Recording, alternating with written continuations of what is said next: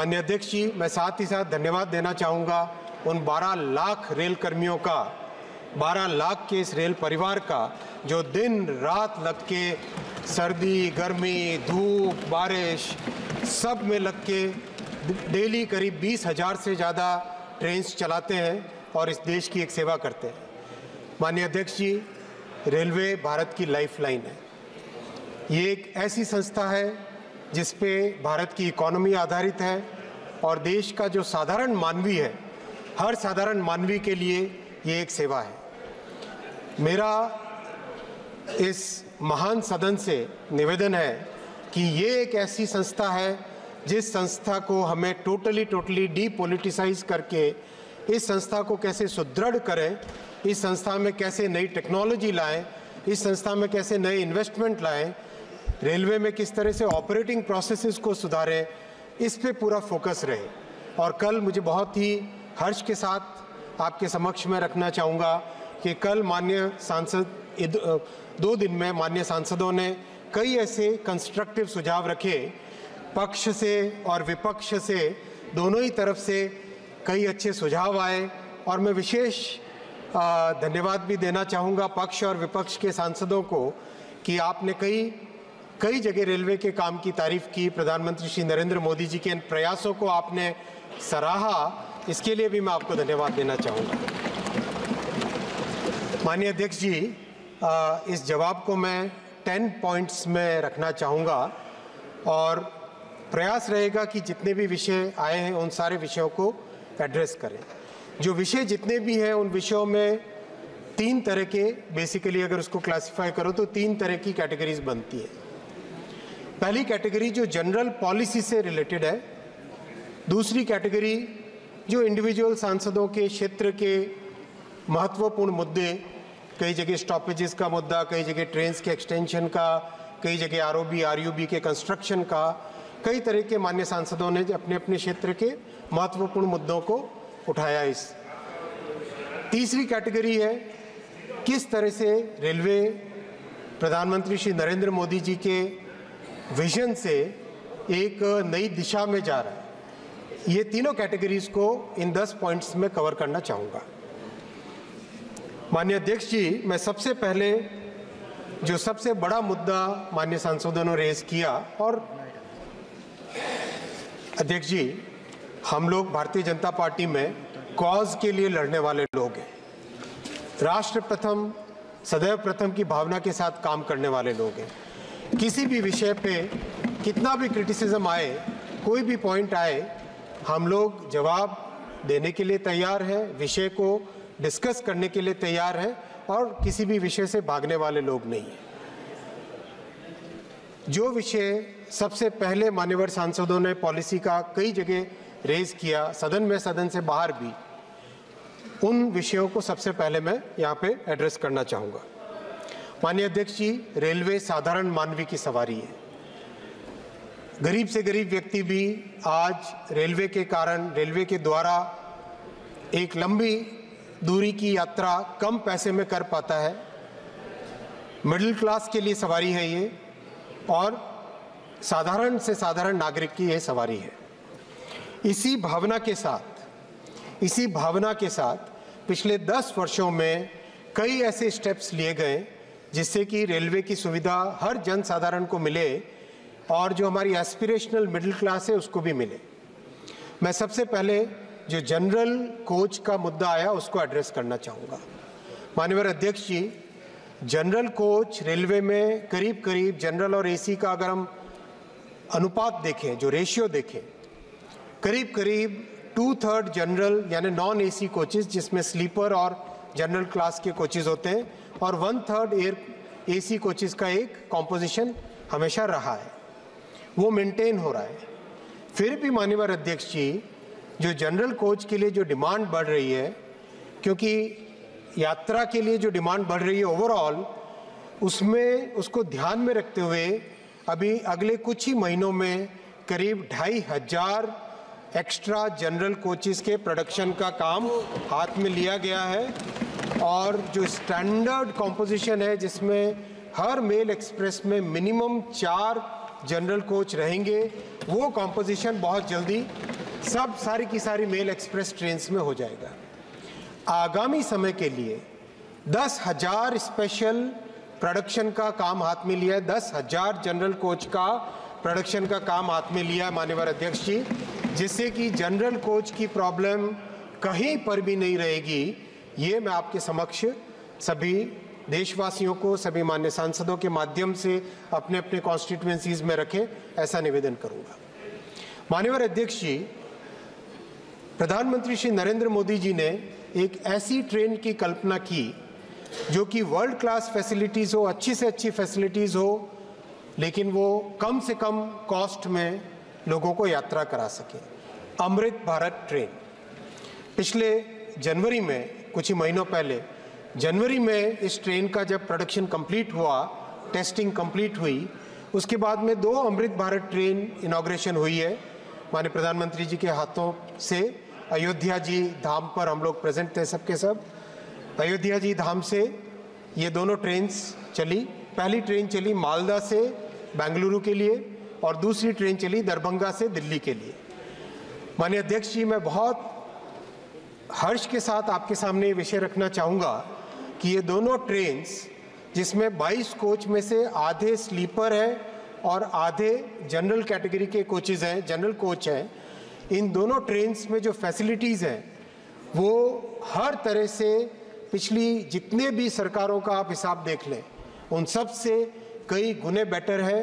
और दोनों की दोनों ट्रेन्स इतनी पॉपुलर है कि करीब करीब 5-6 महीने की टेस्टिंग के बाद में आज मैं हर्ष के साथ आपके सामने रखना चाहूँगा, माननीय प्रधानमंत्री जी ने 50 और अमृत ट्रेन के मैन्युफैक्चरिंग का निर्णय लिया है।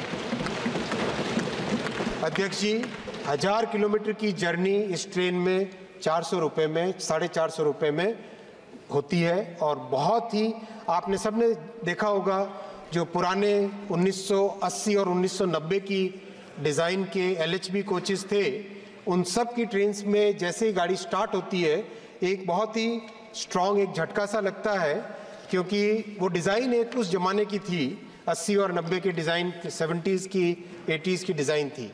आप अमृत भारत ट्रेन में बैठोगे, इसमें सेमी परमानेंट कपलर्स एक नई टेक्नोलॉजी लाए हैं जो कि ट्रेन के अंदर बिल्कुल भी झटकों की प्रॉब्लम सॉल्व हो जाती है उससे। और भी कई सारे फीचर्स हैं, अच्छी टॉयलेट्स हैं, अच्छे जो चार्जिंग स्टेशन है, चार्जिंग पॉइंट्स हैं, बर्थ की डिज़ाइन चेंज हुई है, कई तरह के इसमें नए फीचर्स लगे हैं। साथ ही साथ अध्यक्ष जी, जैसा आरंभ में कहा, रेलवे साधारण मानवी की सवारी है, जन साधारण की सवारी है। ये जो 5 महीने का एक्सपीरियंस रहा अमृत भारत ट्रेन को चलाने का, इस एक्सपीरियंस के आधार पर और 13 नए इम्प्रूवमेंट्स ट्रेन में किए गए, विशेषकर जो अपर बर्थ पे चढ़ने का। और मैं अगर आपसे निवेदन भी करूंगा माननीय अध्यक्ष जी, कई एक्सपेरिमेंट्स करने के बाद में अपर बर्थ और मिडिल बर्थ में चढ़ने के लिए टॉयलेट्स की क्लीनिंग और बेटर हो, पानी का फ्लो, टैंक में, पानी के टैंक के अंदर ऑटोमेटिक सेंसर्स वगैरह वगैरह, कई तरह के ऐसे इम्प्रूवमेंट्स, 13 इम्प्रूवमेंट्स किए गए जो कि अगली 50 अमृत भारत ट्रेन्स में इंक्लूड होंगे। ओवरऑल मैं इस महान सदन के सामने इस विषय को रखना चाहूँगा कि NDA की सरकार और प्रधानमंत्री श्री नरेंद्र मोदी जी का पूरा फोकस, कंप्लीट फोकस गरीब से गरीब वर्ग पर और मिडिल क्लास वर्ग पर है। और इसीलिए सारा का सारा जो ट्रेन्स का डेवलपमेंट है वो डेवलपमेंट भी उसी आधार पे हो रहा है। मैं बहुत ही खुशी के साथ ये कहना चाहता हूँ माननीय अध्यक्ष जी कि कल और परसों 2 दिन विपक्ष के कई सांसदों ने, मान्यवर सांसदों ने भी वंदे भारत ट्रेन के लिए डिमांड की। हालांकि राजनीतिक तौर पे कई जगह कांग्रेस के बाहर, इस सदन के बाहर कांग्रेस के ऐसे स्टेटमेंट्स आते हैं कि वंदे भारत ट्रेन नहीं चाहिए, और कई बार दूसरे कई दलों के भी आते हैं। लेकिन संसद में जो प्रामाणिक तौर पर कहा, मैं मान्यवर विपक्ष के सांसदों को धन्यवाद देना चाहता हूं कि आपने आपने प्रधानमंत्री श्री नरेंद्र मोदी जी के इस बहुत ही इम्पोर्टेंट इनोवेशन का और जो आत्मनिर्भर भारत की इस बड़ी ताकत का जो आपने एक्नॉलेजमेंट किया, उस एक्नॉलेजमेंट के लिए आपको धन्यवाद देना चाहता हूँ। अध्यक्ष जी, रिकॉर्ड पर ये बात रिकॉर्ड पे रहे इस महान संसद के कि जब world class semi high speed train के डेवलपमेंट की बात आई 2015 के आसपास, प्रधानमंत्री श्री नरेंद्र मोदी जी ने देश की जिम्मेदारी संभाली 2014 में। 2015 में जब निर्णय लेने की बात आई कि वर्ल्ड क्लास ट्रेन एक अच्छे क्वालिटी की, मच बेटर, जो आज की भारत की एस्पिरेशंस है मिडिल क्लास की, उस एस्पिरेशंस को एड्रेस करे वैसी ट्रेन बनानी है, तो ये रिकॉर्ड पे रहे। माननीय अध्यक्ष जी, प्रधानमंत्री जी ने एकदम स्पष्ट तौर पे कहा कि जो पुरानी पद्धति थी कि बाहर जाओ, टेक्नोलॉजी ट्रांसफर करवाओ, उस पद्धति को उन्होंने नकारा और स्पष्ट तौर पे कहा कि मेरे भारत के इंजीनियर्स, उनकी क्षमता है, मेरे भारत के वेल्डर्स, मेरे भारत के इलेक्ट्रीशियंस, हमारे देश में इतनी ताकत है, इतनी क्षमता है, इतनी बुद्धिमत्ता है कि हम अपने आप डिजाइन करेंगे। और अध्यक्ष जी, ये वंदे भारत ट्रेन उसी आत्मविश्वास का, उसी भारत की क्षमताओं पर, भारत के युवाओं की क्षमताओं पर विश्वास की एक झलक है, विश्वास की एक मिसाल है कि आज ये ट्रेन 100 से ज़्यादा सर्विसेज देश के कोने कोने में, करीब करीब हर राज्य में ये सर्विसेज प्रोवाइड कर रही है। माननीय अध्यक्ष जी, कल मान्यवर कई सांसदों ने कहा कि भेदभाव की बात कही। अध्यक्ष जी, मैं आपके द्वारा इस महान सदन में रखना चाहूँगा, प्रधानमंत्री जी ने जब वंदे भारत का रोल आउट किया, उन्होंने स्पष्ट कहा कि नॉर्थ से साउथ, ईस्ट से वेस्ट, हर प्रदेश में वंदे भारत को रोल आउट करें। और इसी कारण आज केरल से लेके आसाम तक और जम्मू कश्मीर में, जम्मू से लेके तमिलनाडु तक, हर प्रदेश में वंदे भारत ट्रेन आज सर्विस दे। कहीं पर भी किसी तरह का कोई डिस्क्रिमिनेशन, कोई भेदभाव की भावना नहीं है। किसी भी तरह की सर्विस हो, चाहे इन्वेस्टमेंट की बात हो, चाहे सर्विसेज की बात हो, हर जगह पूरे देश का ध्यान रखा गया है। माननीय अध्यक्ष जी, पैसेंजर सर्विसेज की इसी कड़ी में दो बहुत अच्छे जो इनोवेशंस हुए वो आपके समक्ष रखना चाहूँगा। जो कम डिस्टेंस के बड़े शहर हैं, कम डिस्टेंस के जो बड़े शहर है 150-200 किलोमीटर के बीच के, उसमें एक रीजनल ट्रेन चले, जैसा कि दुनिया के कई देशों में है। इसके लिए वंदे मेट्रो डिज़ाइन की गई है और पहली गाड़ी डिज़ाइन होने के बाद में कपूरथला फैक्ट्री से निकल चुकी है। उसकी टेस्टिंग चल रही है अभी और बहुत जल्दी वो लॉन्च होगी। और वंदे मेट्रो भी आप देखेंगे अमृत भारत और वंदे भारत ट्रेन्स की तरह ये एक ऐसी सर्विस होगी माननीय अध्यक्ष जी, जो भारत में यात्रियों के लिए एक नया वरदान साबित होगी। एब्सोल्युटली मॉडर्न फैसिलिटीज़, सेफ्टी से लैस, हर तरह के जो इनोवेशंस जो अब तक सीखे गए और दुनिया भर में जो अच्छे से अच्छे फीचर्स होते हैं, वो सारे के सारे फीचर्स वंदे मेट्रो की ट्रेन में रखे गए। माननीय अध्यक्ष जी, साथ ही साथ लंबी दूरी की ट्रैवल के लिए 1000 किलोमीटर, 700 किलोमीटर से ज़्यादा की ट्रैवल के लिए वंदे स्लीपर का भी डिज़ाइन किया गया है और बहुत ही बारीकी से डिज़ाइन के हर फीचर को ध्यान में रख के इस ट्रेन का डिज़ाइन किया गया है। पहली ट्रेन मैन्युफैक्चरिंग हो गई है और उसका टेस्टिंग का काम चल रहा है। ये दोनों के दोनों ट्रेन्स वंदे मेट्रो और वंदे स्लीपर, वंदे भारत, अमृत भारत, वंदे मेट्रो, वंदे स्लीपर, ये चारों का जो कॉम्बिनेशन है माननीय अध्यक्ष जी, आगामी वर्षों में ट्रेन के ट्रैवल को, एक साधारण मानवीय की सवारी को एक नया स्वरूप देगी। और बहुत ही सेटिस्फेक्शन के साथ मैं कह सकता हूँ कि ये जो इनोवेशन है जन जन को भाएगा और देश के जो 140 करोड़ देशवासी हैं, 700 करोड़ लोग ट्रैवल करते हैं, यानी एक से अधिक बार जो ट्रैवल करते हैं, 700 करोड़ पिछले वर्ष ट्रैवल किए हैं पैसेंजर्स टोटल, उन सब के लिए ये एक बहुत बड़ा वरदान साबित होगा। माननीय अध्यक्ष जी, मैं प्रधानमंत्री जी को धन्यवाद देना चाहूँगा। उन्होंने हमेशा एनकरेज किया कि एक नई टेक्नोलॉजी लेके आओ और नई टेक्नोलॉजी को भारत में डेवलप करो, भारत में ही मैन्युफैक्चर करो और लगातार इम्प्रूवमेंट करते रहो। ये जो भावना है, ये एक भावना को ध्यान में रखते हुए सारा का सारा काम किया जा रहा है। माननीय अध्यक्ष जी, मैं इसके बाद में आऊँगा जो सबसे दूसरा बड़ा मुद्दा है पैसेंजर सेफ्टी का। अध्यक्ष जी, पैसेंजर सेफ्टी एक ऐसा मुद्दा है जो हमें अति संवेदनशीलता के साथ रखना चाहिए। इसमें कोई राजनीति की बात नहीं होनी चाहिए और है भी नहीं। और मैं धन्यवाद भी दूंगा मान्यवर सांसदों को, पक्ष और विपक्ष दोनों तरफ के मान्यवर सांसदों ने बहुत ही एक प्रभावी तरीके से और कंस्ट्रक्टिव तरीके से इस विषय को डिबेट के दौरान रखा। मैं आपके समक्ष जो स्टेप्स लिए गए हैं उनकी बात करूंगा पहले, और उसके बाद में उसका जो रिजल्ट आया वो आपके सामने रखूंगा।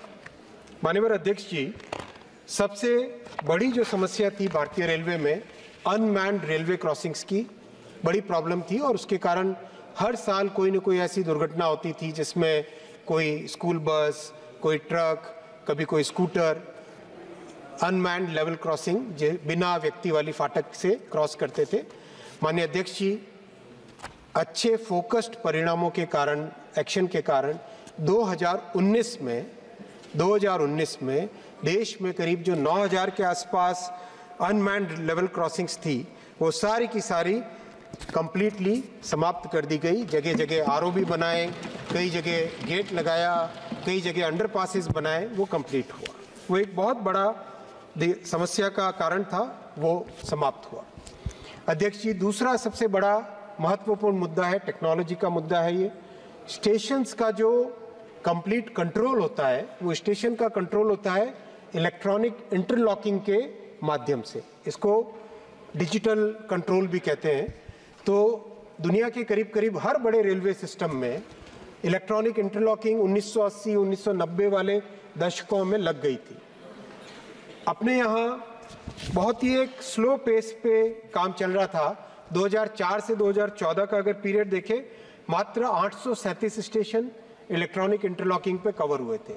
लेकिन 2014 से 2024 के दशक में 2964 स्टेशंस को कवर किया गया और साथ ही साथ उसमें एक ऐसा इनोवेशन लाया गया माननीय अध्यक्ष जी कि विभिन्न मैन्युफैक्चरर्स के जो इलेक्ट्रॉनिक इंटरलॉकिंग सिस्टम्स हैं, वो सब के सब आपस में इंटर ऑपरेबल बने। यानी एक मैन्युफैक्चरर का इंटरलॉकिंग ईआई सिस्टम है, वो और दूसरे मैन्युफैक्चरर का ईआई सिस्टम, वो दोनों आपस में इंटर ऑपरेबल बने। उसका इनोवेशन लास्ट ईयर किया और उसके बाद में अब देश के करीब करीब जो 8000 स्टेशन हैं हमारे, सारे के सारे स्टेशंस को कवर करने का कंप्लीट एक मिशन मोड में काम अभी चल रहा है माननीय अध्यक्ष जी। इसका भी बहुत बड़ा लाभ होगा रेलवे में एक्सीडेंट्स की कमी में, रेलवे में ओवरऑल सेफ्टी में इम्प्रूवमेंट में। अध्यक्ष जी, तीसरा बड़ा काम हुआ, सब जगह करीब करीब पूरे देश में जो लोकोमोटिव्स हैं उनके अंदर इम्प्रूवमेंट करने के लिए एक नई व्यवस्था लाई गई और ये कई मान्यवर सांसदों ने उठाया, तो मैं इसमें थोड़ा डिटेल में आपके समक्ष रखना चाहूँगा। कवच की व्यवस्था, और कई मान्यवर सांसदों जी ने, कल डॉक्टर काकोली जी ने भी कहा कि जब ममता दीदी माननीय honourable chief minister of West Bengal जब थी, यहाँ पर रेलवे मिनिस्टर थी, तब एंटी कोलिजन डिवाइसेस लगाए थे। मैं इस विषय को बिल्कुल पॉलिटिसाइज न करते हुए बहुत स्पष्ट भाव से केवल तथ्यात्मक रूप से आपके सामने रखना चाहूँगा। माननीय अध्यक्ष जी, ट्रेन्स का प्रोटेक्शन जो होता है सेफ्टी का, उसको टेक्नोलॉजी को कहते हैं ATP, automatic train protection. ATP technology, इसको इस पूरी क्लास ऑफ टेक्नोलॉजी को एटीपी कहते हैं। सारी की सारी दुनिया में, चाहे आप जर्मनी लीजिए, फ्रांस लीजिए, बेल्जियम लीजिए, इटली लीजिए, जापान लीजिए, 1970 के दशक में, 1970 के दशक में एटीपी सिस्टम्स लगने लगे। 1980 और 1990 के दशकों में करीब करीब जितने भी बड़े रेलवे सिस्टम्स थे दुनिया के, सब ने करीब करीब अपने पूरे रेलवे नेटवर्क को एटीपी सिस्टम से कवर किया और उसमें कई मॉडर्नाइजेशन होते गए। लेकिन एटीपी का माने ये होता है कि अगर ड्राइवर मिस कर जाए सिग्नल को, क्योंकि स्पीड बढ़ती जा रही है ट्रेन्स की, पहले 30-40 kmph की स्पीड्स होती थी, अब 100, 110, 120, 160 इस तरह से ट्रेन्स की स्पीड्स बढ़ती जा रही है। तो लोगों के जो ड्राइवर को सिग्नल को दिखने का समय होता है वो बहुत कम होता जाता है। बहुत स्वाभाविक है, तेज स्पीड से गाड़ी चली तो सिग्नल दिखने का जो समय होता है वो कम होता है। इसीलिए सारी दुनिया ने 1970 और 1980 के दशकों में ये टेक्नोलॉजीज लगाई। अनफॉर्चुनेटली 58 साल के कार्यकाल में भी कांग्रेस के ये टेक्नोलॉजी 2014 तक भारत के 1 भी किलोमीटर रेलवे नेटवर्क पे नहीं लग पाई। मैं धन्यवाद तो दूंगा कि कई एक्सपेरिमेंट्स किए, लेकिन किसी भी एक्सपेरिमेंट के पीछे जो मेन फोकस होता है वो एक्सपेरिमेंट, और जिस एक संवेदना के साथ बहुत ही एक तरीके से एक प्रोजेक्ट को या किसी भी एक नए टेक्नोलॉजी को लाना होता है, वो भावना के साथ नहीं किया गया। जब एंटी कोलिजन डिवाइसेस लाए गए 2006 में, करीब करीब 1,500 किलोमीटर लंबे ट्रैक्स पे लगाए गए थे। लेकिन अध्यक्ष जी, किसी भी सेफ्टी सिस्टम का प्राइमरी पॉइंट होता है SIL certification, safety integrity level का सर्टिफिकेशन। अध्यक्ष जी, इंडस्ट्रियल वर्ल्ड में मैं चूँकि एक इंजीनियर हूँ और ये इसी दुनिया से आता हूँ, मेरा राजनीतिक अनुभव बहुत कम है, न के बराबर है। इस दुनिया में अध्यक्ष जी, safety integrity level 1, level 2, level 3 और लेवल 4 ये एक प्राइमरी चीज होती है किसी भी सेफ्टी सिस्टम में। अनफॉर्चुनेटली एंटी कोलिजन डिवाइसेस का कोई सेफ्टी सर्टिफिकेशन था ही नहीं, और लगाने के बाद में करीब करीब 7 साल तक उसको सुधारने की कोशिश की गई, लेकिन 2012 में उसको फेल घोषित करके उसको अबैंडन कर दिया गया था। मैं इसमें कोई राजनीति की बात नहीं करना चाहता। ये काम करने की जो पद्धति है, रेलवे जैसी इंपॉर्टेंट सिस्टम को जो फोकस देना चाहिए वो फोकस नहीं था, और वो फोकस आज है। ये मैं स्पष्ट तौर पे रखना चाहूँगा अध्यक्ष जी। इसीलिए एक सेकेंड अध्यक्ष जी, इसीलिए मोदी जी ने जिम्मेदार लेते ही, मैं आऊँगा फैक्ट डेटा पे आऊँगा, अभी आपको डेटा पे दूंगा, उसके बाद में आप चुप हो जाएंगे भाई। अध्यक्ष जी, इसीलिए मोदी जी ने 2014 में जिम्मेदारी लेते ही सबसे पहले 2015 में ऑटोमेटिक ट्रेन प्रोटेक्शन सिस्टम को डेवलप करने का उन्होंने संकल्प लिया। 2016 में कवच के पहले ट्रायल्स हुए, इसका नाम तब TCAS था, ट्रेन कोलिजन अवॉइडेंस सिस्टम, जो कि एक जेनेरिक टर्म है। 2019 में इसको सर्टिफिकेट मिला। ये सर्टिफिकेट इतना डिफिकल्ट होता है, SIL level 4, SIL 1, SIL 2, SIL 3, SIL 4 highest level का सेफ्टी का सर्टिफिकेशन होता है। 3 साल लगे उस सर्टिफिकेट लेने के लिए। कई तरह के ट्रायल्स किए जाते हैं, कई तरह के टेस्टिंग किए जाते हैं, कई कंडीशंस में उसको टेस्ट किया जाता है। 2019 में कवच का सर्टिफिकेशन कंप्लीट हुआ।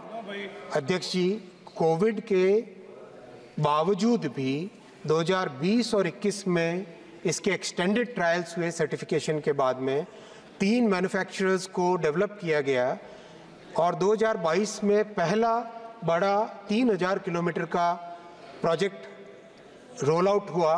और 3000 किलोमीटर की इस प्रोजेक्ट में जो इम्प्लीमेंटेशन के दौरान सीखने को मिला, और देश अपना बहुत ही डाइवर्स देश है, बहुत ही डाइवर्स कंडीशंस हैं, जो कि डेजर्ट में रेलवे नेटवर्क में कंडीशंस होती हैं वो पहाड़ वाले क्षेत्र में अलग होती है, जो कोस्ट में होती है वो ड्राई एरिया में अलग होती है। इसीलिए इन सारी कंडीशंस को ध्यान में रख के, उन सब को समझ के 2024 के 17 जुलाई को कवच का वर्जन 4.0 RDSO जो हमारी सेफ्टी और रिसर्च की संस्था होती है, उसने कवच का वर्जन 4.0 अप्रूव किया, 4.0 अप्रूव किया। और अध्यक्ष जी, आज हम इस परिस्थिति में हैं कि हमारे पास 3 मैन्युफैक्चरर्स जिन्होंने अपना मैन्युफैक्चरिंग का स्केल अप कर दिया है, 2 नए मैन्युफैक्चरर उसमें जुड़ने वाले हैं, कम से कम 8,000 से ज़्यादा इंजीनियर्स को और टेक्नीशियंस को ट्रेनिंग दी है। 6 यूनिवर्सिटीज़ में कवच का पाठ्यक्रम इंक्लूड किया है, क्योंकि अध्यक्ष जी इसके लिए बहुत सारी टेक्निकल कैपेसिटी के साथ साथ टैलेंट भी चाहिएगा, मैन पावर चाहिएगा, डिज़ाइनर्स चाहिएंगे। वो सारी की सारी व्यवस्था, पूरा जो कवच के लिए चाहिए उसको आगे इंस्टॉल करने के लिए और उसको कमीशन करने के लिए वो सब व्यवस्था बन गई है। और अब इस इतनी मेहनत के बाद में अब परिस्थितियाँ ऐसी है कि हम बड़े पैमाने पे करीब 9,000 किलोमीटर के टेंडर इन प्रोसेस हैं और करीब 10,000 लोकोमोटिव्स पे लगना चालू हो जाएगा आगामी कुछ ही महीनों में। अध्यक्ष जी, ये please just I am let me complete. अध्यक्ष जी, मैं आपकी इस भावना को, दादा की इस भावना को मैं वेलकम करता हूं। अध्यक्ष जी, बिना कोई राजनीति किए हुए अध्यक्ष जी मैं मान्यवर सांसदों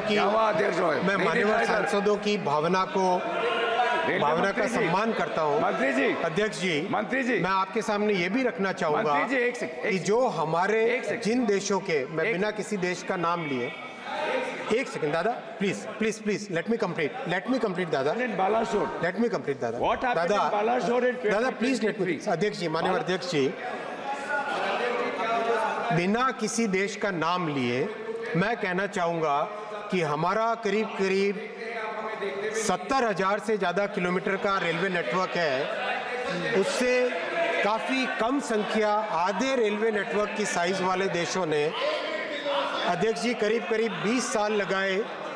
अध्यक्ष जी, करीब 20 साल लगाए ATP सिस्टम को इंस्टॉल करने पे। मैं आपको इतना भरोसा दिलाना चाहूँगा माननीय अध्यक्ष जी, और आपके माध्यम से संपूर्ण देश को इतना भरोसा दिलाना चाहूँगा कि कवच के रोल आउट में कोई कसर नहीं छोड़ेंगे, जी जान से मेहनत करेंगे, दिन रात लग के इसको कंप्लीट नेटवर्क में देश के हर किलोमीटर पे लगाने का पूरा प्रयास करेंगे। माननीय अध्यक्ष जी, और भी कई स्टेप्स लिए गए, जिन स्टेप्स का अगर विवरण दें तो सेफ्टी पे जो मेहनत हुई है वो आपके समक्ष आएगी। अध्यक्ष जी, ट्रैक फेलियर सबसे बड़ा विषय होता था, इसीलिए ट्रैक्स पे बहुत फोकस करके, आप देखें यूपीए के 10 वर्षों में करीब 32,000 किलोमीटर का ट्रैक का रिन्यूअल होता था, उसकी जगह 43,000 किलोमीटर का रिन्यूअल हुआ एनडीए के 10 वर्षों में। हाई क्वालिटी जो 60 किलो की रेल्स होती हैं, जो कि बेटर क्वालिटी की, बेटर स्ट्रेंथ वाली रेल्स होती हैं, वो मात्र 57,000 किलोमीटर पे लगी थी यूपीए के 10 वर्षों में। एनडीए के 10 वर्षों में 1,23,000 किलोमीटर लगी हाई कैपेसिटी बेटर स्ट्रेंथ की। अध्यक्ष जी, वैसे ही कल मान्यवर एक सांसद ने कहा था अल्ट्रासोनिक फ्लॉ डिटेक्शन क्यों नहीं करते। अध्यक्ष जी, अगर हम देखें 26,52,000 अल्ट्रासोनिक फ्लॉ डिटेक्शन के टेस्ट्स किए गए 10 वर्षों में, और साथ ही साथ इसमें टेक्नोलॉजी भी इम्प्रूव की गई। अध्यक्ष जी, जो पुरानी टेक्नोलॉजी थी, उस पुरानी टेक्नोलॉजी में एक व्यक्ति हाथ में अल्ट्रासाउंड की मशीन लेके ट्रैक के ऊपर जाता था और उससे जितना उसमें डेटा आता था वो आता था, उससे एक्यूरेसी पूरी नहीं आ पाती थी। इसीलिए माननीय अध्यक्ष जी, फेज अरे अल्ट्रासाउंड मशीन का प्रोक्योरमेंट किया गया है, उसको डेवलप किया गया है, और करीब हर जोन में फेज अरे अल्ट्रासाउंड मशीन्स लगा के, ताकि ट्रैक्स में कोई भी गड़बड़ हो तो उसको अच्छे से तुरंत उसको समझा जा सके। और मैं आपको एक बहुत छोटे से उदाहरण के साथ समझाना चाहूँगा। माननीय, मैं पेपर का उपयोग करूँ अगर आपकी अनुमति हो। ट्रैक में क्या होता है कि जैसे मान लो ये पेपर है, इस पेपर को आप खींचे कुछ नहीं होता, लेकिन अगर एक छोटा सा इसके अंदर कोई फ्रैक्चर हो जाए तो हल्का सा प्रेशर लगाने पर भी ट्रैक के फ्रैक्चर्स हो जाते थे। और इसी कारण इस पर इतना फोकस दिया गया कि ट्रैक का रिन्यूअल्स, अल्ट्रासाउंड जो फेज एरे अल्ट्रासाउंड से उसका डिटेक्शन, वेल्ड का डिटेक्शन, और बहुत ज़्यादा जगह फिश प्लेट को रिप्लेस करके वेल्डेड जो रेल होती है वो सब जगह लगाई गई। और उसका रिजल्ट आया माननीय अध्यक्ष जी, अगर हम 2013-14 में देखें तो करीब 2500 के आसपास रेल फ्रैक्चर्स होते थे, करीब 2500 के आसपास रेल फ्रैक्चर्स होते हैं। यही संख्या 2023-24 तक आके मात्र 383 रह गई है, यानी 85% रिडक्शन रेल फ्रैक्चर्स में हुआ। और इसको भी बिल्कुल ज़ीरो की तरफ ले जाएं, वैसा हम सब का प्रयास होना चाहिए, आपका भी हमारा भी, हम सब का प्रयास वो होना चाहिए। और उसके लिए जो भी टेक्नोलॉजी लगे, जिस भी तरह की व्यवस्था बनानी पड़े, जो भी इन्वेस्टमेंट करना पड़े, वो हम सबको करना चाहिए। माननीय अध्यक्ष जी, LHB कोचेज़ बहुत ही सेफ कोचेज़ होते हैं। उसकी टेक्नोलॉजी इस तरह से है कि एक से दूसरे कोच पे नहीं चढ़ता। और ये मैन्युफैक्चरिंग LHB कोचेज़ की जितनी हो सके करनी चाहिए।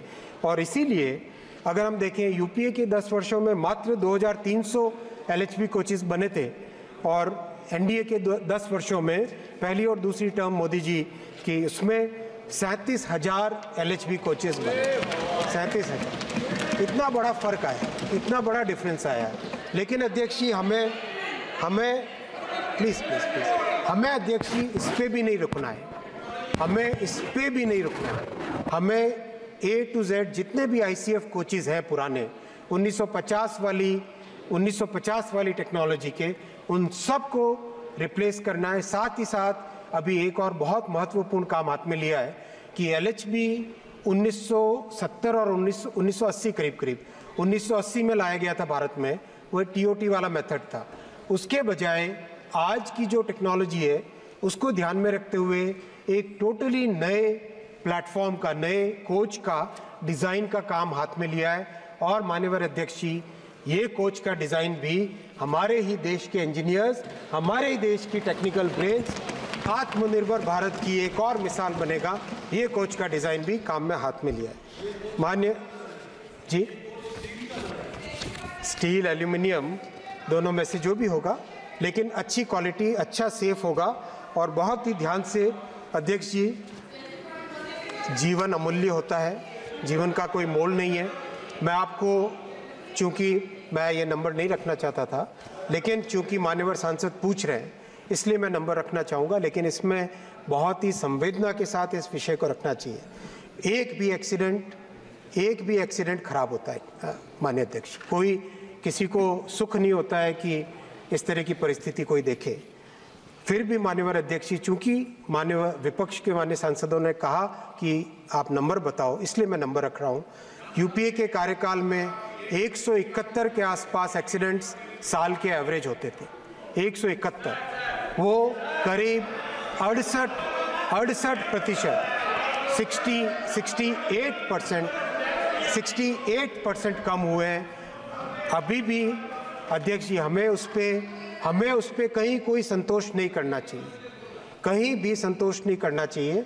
पक्ष हो, विपक्ष हो, अपक्ष हो, कोई भी हो, हम सबको मिलके एक एक विषय पे, सेफ्टी के हर विषय पे पूरा दिल जी जान से, जितनी हमारी बुद्धि है, जितनी हमारी मेहनत है, जितना भी हम प्रयास कर सकते हैं वो पूरा प्रयास करना चाहिए।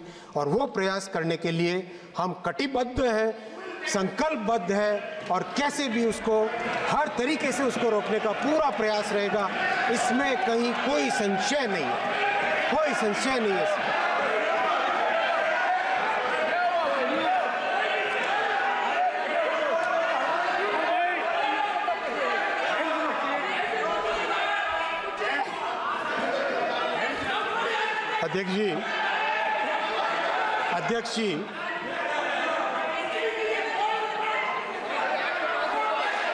अध्यक्ष जी जो इस तरह से बोल रहे हैं वो उनको पूछिए कि वो 58 साल के अपने राज में 1 किलोमीटर पर भी एटीपी क्यों नहीं लगा पाए, क्यों नहीं लगा पाए 1 किलोमीटर भी एटीपी। आज ये प्रश्न पूछने की हिम्मत करते हैं। अपने कार्यकाल को देखें, अपने गिरबान में जाके, अपने गिरबान में पहले झांक के बताएं। इसी हाउस में ममता जी जब रेलवे मिनिस्टर थी वो अपने एक्सीडेंट के नंबर बताती थी 0.24 से 0.19 पे होने पर कितनी तालियां बजाते थे। आज 0.19 से 0.03 इंडेक्स होने पर आज इस तरह के आरोप लगाते हैं। क्या है ये बात? ऐसे देश चलेगा क्या माननीय अध्यक्ष जी? देश चलाने के लिए रेलवे की सुधारने के लिए सबको सहयोग करना पड़ेगा। ये ऐसे नहीं चल सकता। माननीय अध्यक्ष जी जब इतनी बात कर रहे हैं मैं एक और बात करना चाहूंगा। विपक्ष के कांग्रेस ने एक सोची समझी तरीके से, रणनीतिक तरीके से छोटे विषय को अपने सोशल मीडिया की ट्रोल आर्मी के जरिए से इस तरह से उठाना चालू किया। अयोध्या जी के स्टेशन में पुराने स्टेशन की पुरानी दीवार थी, वो जब थोड़ी सी उसमें डैमेज हुआ तो समाजवादी पार्टी और कांग्रेस के हैंडल्स ने उसको तुरंत उठाना चालू किया। इस तरह के झूठ से कैसे देश चलेगा माननीय अध्यक्ष जी?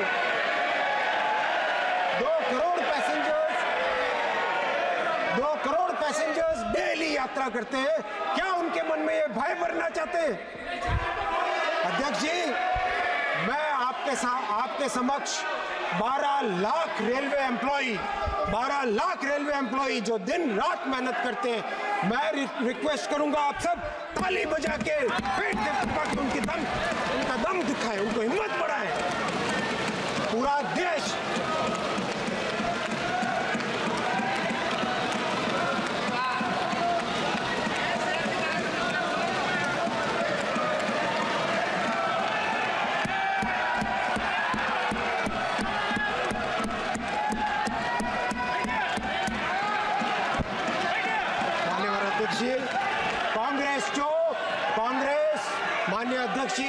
कांग्रेस जो झूठ की दुकान लगाने में लगी हुई है वो दुकान नहीं चलेगी। कभी ये फौज को नीचा दिखाने का काम करते हैं और कभी रेलवे को नीचा दिखाने का काम करते हैं। ये राजनीति नहीं चलेगी अध्यक्ष जी रेलवे में वो ताकत है कि मैं आपको कहना चाहूंगा, मैं रिकॉर्ड पे रखना चाहूंगा रेलवे में वो ताकत है अध्यक्ष जी कि देश की कोई भी समस्या हो उसके लिए हमारे इंजीनियर्स, हमारे टेक्निकल लोग इतनी ताकत रखते हैं कि बड़े से बड़े चैलेंज को फेस करेंगे।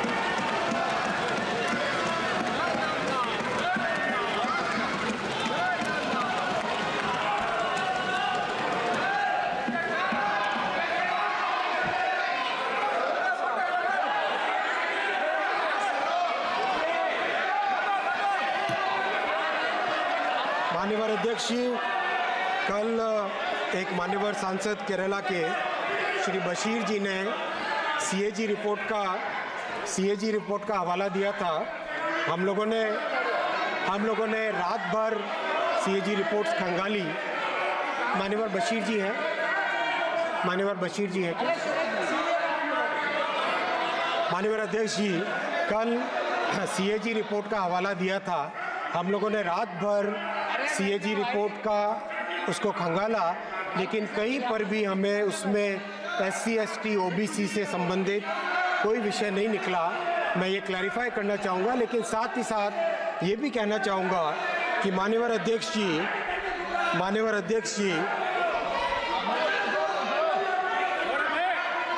अध्यक्ष जी पिछले 10 वर्षों में अगर रिक्रूटमेंट की बात करें अध्यक्ष जी 2004 से 14 का यूपीए का कार्यकाल मात्र 4,11,000 रिक्रूटमेंट इन्होंने किया था रेलवे में। और माननीय अध्यक्ष जी 2014 से 2024 में एनडीए के 10 वर्षों में 5,02,000 रिक्रूटमेंट हुआ। माननीय अध्यक्ष जी, रिक्रूटमेंट करने का आप चैलेंज देखिए। इस पूरे काम का चैलेंज अगर आप देखेंगे माननीय अध्यक्ष जी,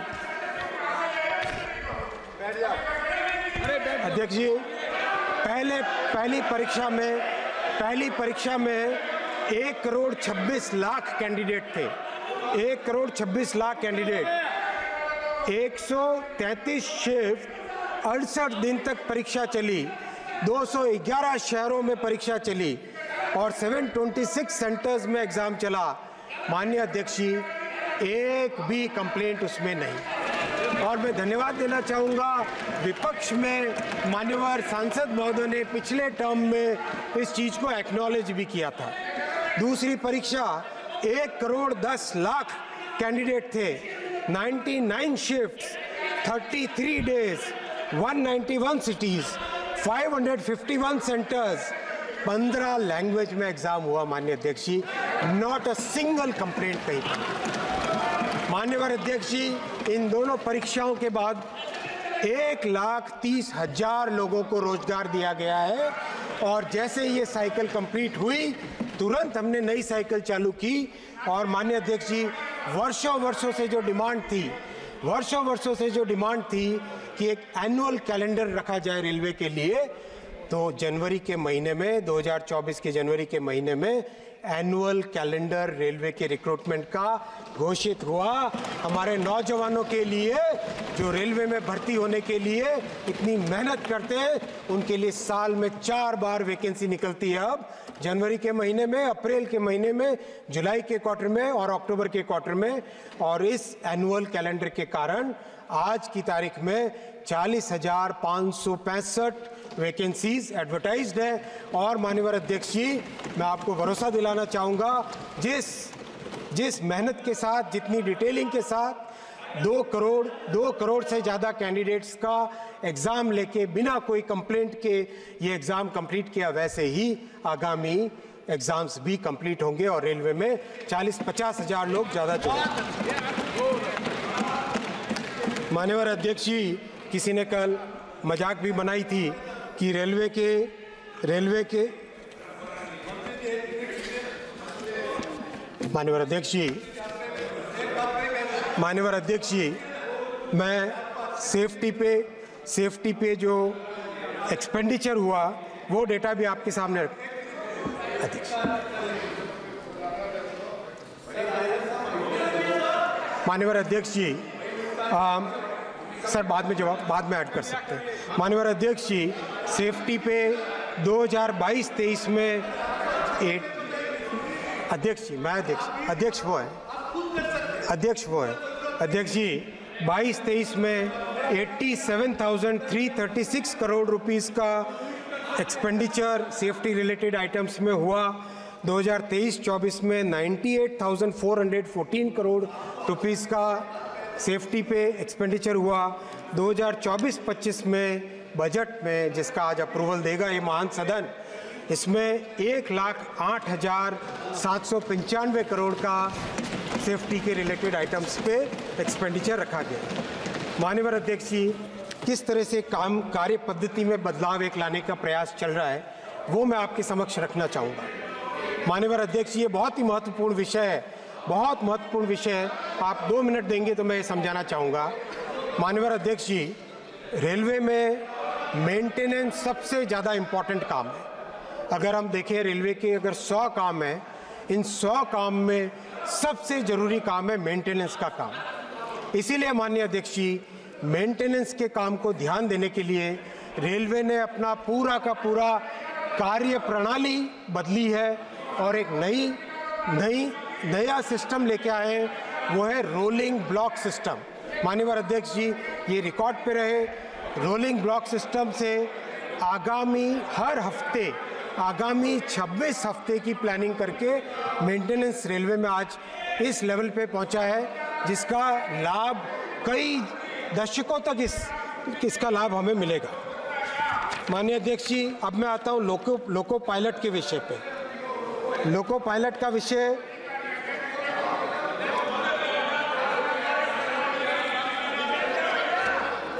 माननीय अध्यक्ष जी, लोको पायलट का विषय कई माननीय सांसदों ने उठाया।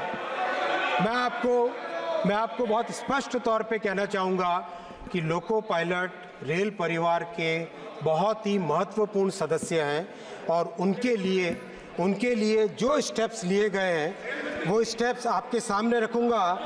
मैं आपके सामने रखूँगा माननीय अध्यक्ष जी।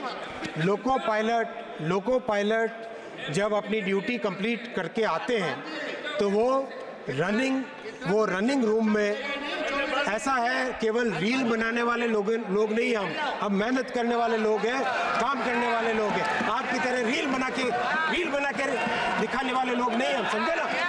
बैठो, बहुत हो गया, कुछ भी बोल देता है। माननीय अध्यक्ष जी, हाउस का ऑर्डर मिला, ये क्या तरीका है? कुछ भी बीच में बोल देते हैं।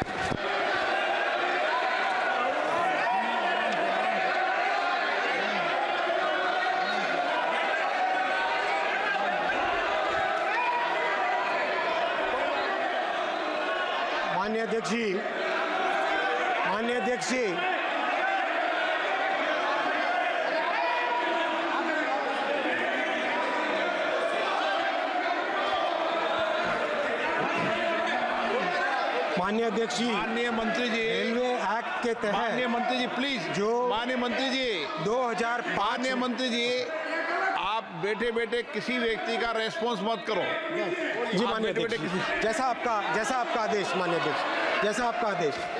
माननीय अध्यक्ष जी, लोको पायलट का कंप्लीट जो उनका तरीका होता है वो देश में रेलवे एक्ट के तहत बनाए गए जो रूल्स है, और वो रूल्स माननीय अध्यक्ष जी 2005 नोट करना भाई, 2005 में बनाए गए रूल्स के हिसाब से लोको पायलट का सारा कार्यकाल तय होता है माननीय अध्यक्ष जी। उसी के हिसाब से लोको पायलट की जो एवरेज टाइम और जो रेस्ट का टाइम होता है वो उसके हिसाब से डिफाइन होता है। मैं माननीय अध्यक्ष जी रिकॉर्ड पर रखना चाहूँगा, 2016 में 2005 और 2016 की नोट करें डेट्स, 2016 में इन रूल्स को अमेंड करके, इन रूल्स में बदलाव लाके लोको पायलट्स को और ज़्यादा सुविधाएं दी गई। और माननीय अध्यक्ष जी 558 सारे के सारे 558 रनिंग रूम्स को एयर कंडीशन किया गया। 558 सारे के सारे रनिंग रूम्स को एयर कंडीशन किया गया। माननीय अध्यक्ष जी, लोकोमोटिव की कैब माननीय अध्यक्ष जी, लोकोमोटिव की कैब में बहुत वाइब्रेशन होता है, बहुत हीट होती है, इसीलिए 7000 से ज़्यादा लोको की कैब्स को एयर कंडीशन करके उसमें अर्गोनॉमिक डिज़ाइन से लाया गया है। अध्यक्ष जी, 2014 से पहले जो आज लोको पायलट्स के साथ सिंपैथी दिखा के रील्स बनाने में व्यस्त है, उन लोगों के समय में जीरो था, जीरो, एक भी लोको। आप मुझे बताओ, 558 में से एक भी जीरो था, एक भी कैब एसी नहीं थी। माननीय अध्यक्ष जी, ये फिर आप किस बात का ये करते हैं, किस बात का ये करते हैं माननीय अध्यक्ष जी।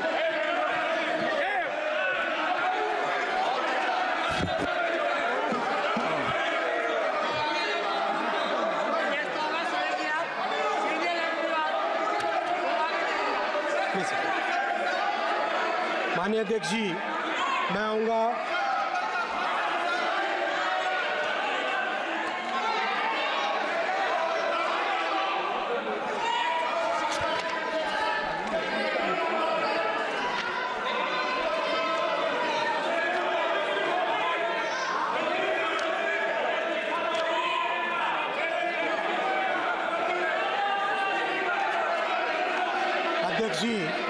माननीय अध्यक्ष जी, कल एक विषय आया कि केरला में एलोकेशन बिल्कुल कम है।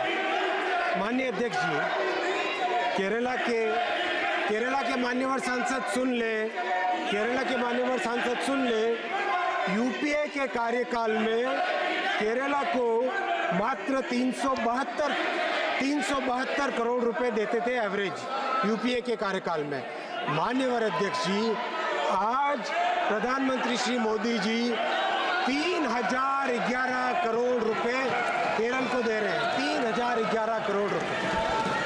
माननीय अध्यक्ष जी, तमिलनाडु का कल विषय आया, तमिलनाडु को यूपीए के कार्यकाल में मात्र 879 करोड़ रुपीस मिलते थे। आज माननीय अध्यक्ष जी 6362 करोड़ रुपीस मोदी जी केरल तमिलनाडु को दे रहे हैं। माननीय अध्यक्ष जी, हमारी संवैधानिक व्यवस्था में, फेडरल व्यवस्था में जो जमीन का काम होता है, लैंड एक्विजिशन का काम है, वो राज्य की जिम्मेदारी होती है। मैं आपके माध्यम से मान्यवर सांसदों से निवेदन करूंगा कि आप केरल में और तमिलनाडु में, केरला और तमिलनाडु में पूरी तरह से सहयोग करें और लैंड एक्विजिशन के लिए हेल्प कराएं। आप बताओ मान्यवर अध्यक्ष जी, मान्यवर अध्यक्ष जी,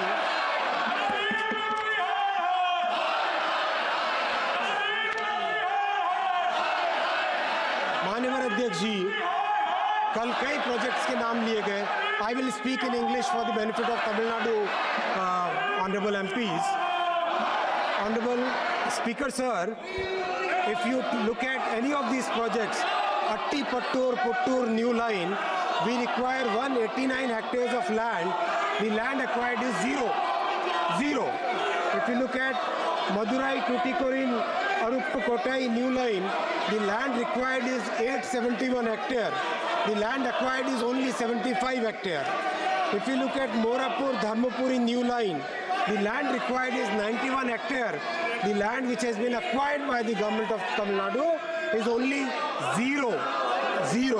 That is the condition, Honorable Speaker sir, we require 2,749 hectares land in Tamil Nadu to complete the projects.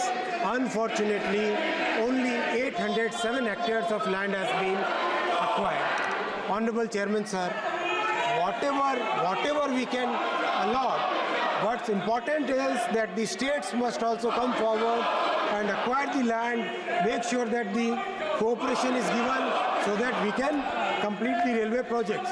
Honorable Chairman sir, if you look at any state, the record allocation has been made in the current budget.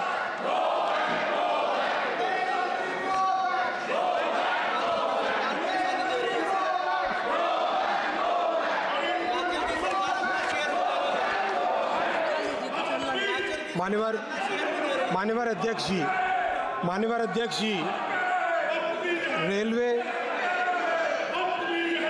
अध्यक्ष जी, railway के electrification पे बहुत चर्चा हुई और उसके जो benefit अभी मिलने लगे हैं वो मैं रिकॉर्ड पे आपके माध्यम से रखना चाहूँगा। अगर हम देखें करीब 50 वर्षों में मात्र 20,000 किलोमीटर का रेलवे इलेक्ट्रिफिकेशन हुआ था, मात्र 20,000 किलोमीटर का इलेक्ट्रिफिकेशन हुआ था। माननीय अध्यक्ष जी, 10 वर्षों में 44,000 किलोमीटर रेलवे इलेक्ट्रिफिकेशन हुआ है और इसका जो बेनिफिट मिल रहा है माननीय अध्यक्ष जी, पिछले 10 वर्षों में 600 मिलियन टन जो एडिशनल कार्गो हुआ है, उसके कारण 640 करोड़ लीटर डीजल बचा है। और अगर उसको हम जो उसका कार्बन डाइऑक्साइड एमिशंस होते हैं 400 crore kilo carbon dioxide emissions कम हुए। अगर उसे गिने तो 16 करोड़ पेड़ लगाने के बराबर है।